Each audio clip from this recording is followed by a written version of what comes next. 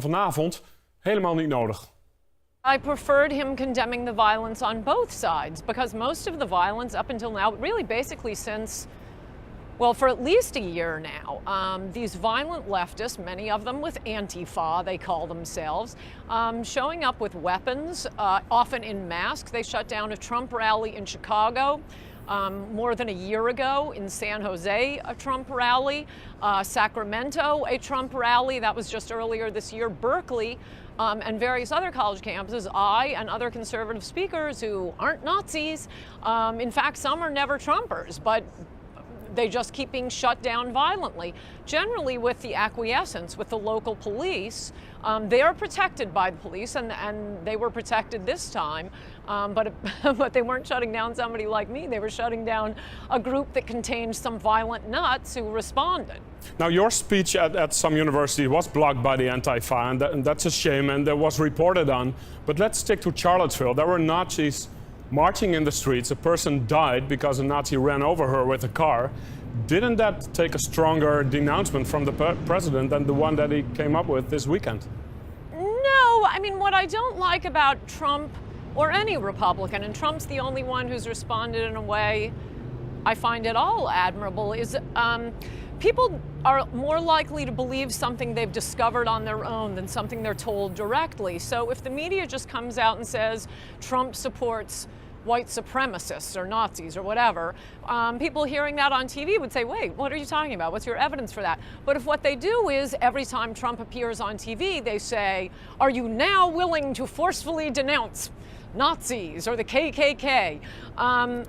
People watching think to themselves, oh, he must be a supporter.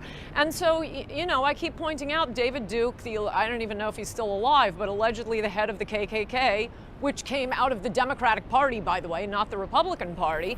The only way we even know David Duke is still alive, if he is that every 4 years, whomever is running for president as a Republican is asked to denounce him.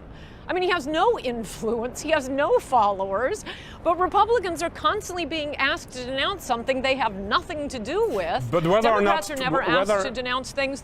Whether or not Trump's like them, they like Trump. They were shouting out his name in Charlottesville. If Trump doesn't want their support, why didn't he right away speak out and say, guys, you know, you're not my group. I don't want your support. He didn't do so. It would have been so easy.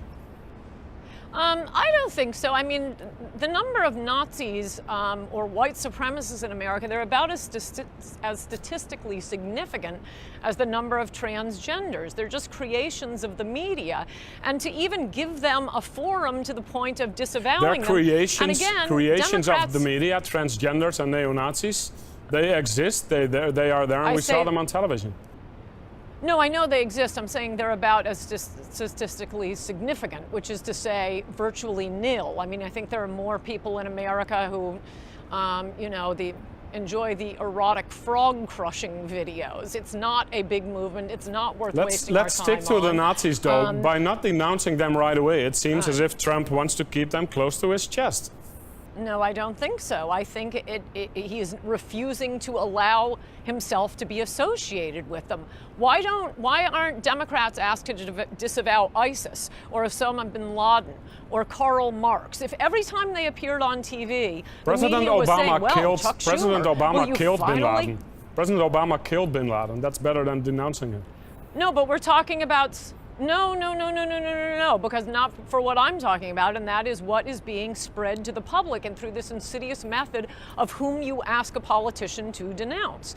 I would prefer if Trump or anyone out there, any politician, would denounce Antifa, which is actually a violent movement that is actually in city after city after city repeatedly shutting down even this lovely little parade, the Rose Parade in Portland, just because Republicans were going to be marching with them. Antifa threatened to disrupt the whole thing, and this parade has gone on for 100 years. They had to cancel it this year. But the violence in Charlottesville, the violence in Charlottesville came from the neo-Nazis, and the easiest thing for any president to do, no matter how unsuccessful they are in other areas, is denounce Nazis. It can be done in a second.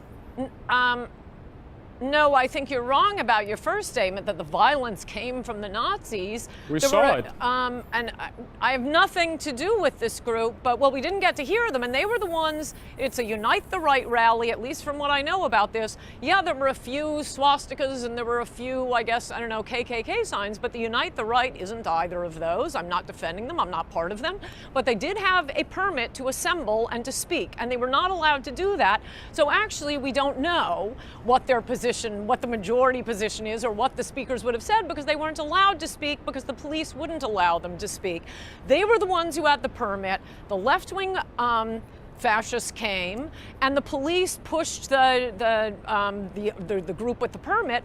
They forced them to walk past the left-wing fascists. And do not say the violence was only coming from the, quote, Nazis or white nationalists. Oh, no. The left-wing fascists showed up with homemade fire sprays, with bricks filled with cement. I mean, the one reporter who was punched by a member of Antifa, the left-wing violent ones. And Coulter in New York. Thanks for being on the program.